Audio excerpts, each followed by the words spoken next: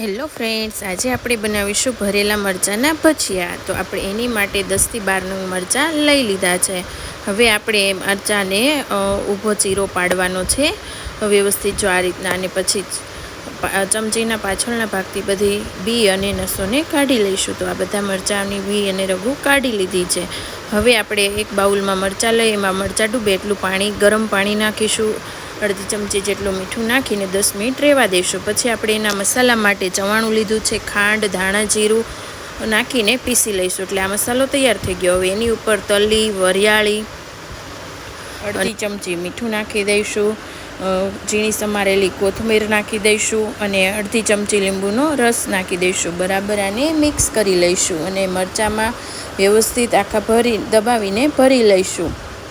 એટલે તમે વારા પરથી આવી રીતના બધા જ મરચાં ભરી લેવાના છે। તો જોઈ શકો છો આપણા બધા મરચાં ભરાઈ ગયા છે। હવે આપણે એના બેટર માટે ચણાનો લોટ લઈ લીધો છે, અડધી ચમચી મીઠું નાખ્યું છે, અડધી ચમચી હળદર, અડધી ચમચી હિંગ અને પાણી ઉમેરતા જઈને આપણે આનું બરાબર મીડિયમ કન્સિસ્ટન્સીવાળું બેટર બનાવવાનું છે। જોઈ શકો છો આવી કન્સિસ્ટન્સી રાખવાની છે। હવે આપણે તેલ ગરમ મૂકી દીધું છે, એમાં આપણે આ ભરેલા મરચાંને એક પછી એક આવી રીતના પાડી દેવાના છે।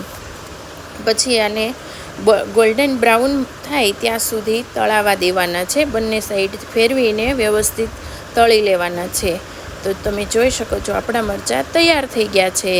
તો ચાલો મિત્રો, સરસ ગરમા ગરમ વરસાદની ઋતુમાં ખાવાની મજા આવે એવા ભરેલા મરચાંના ભજીયા તૈયાર છે।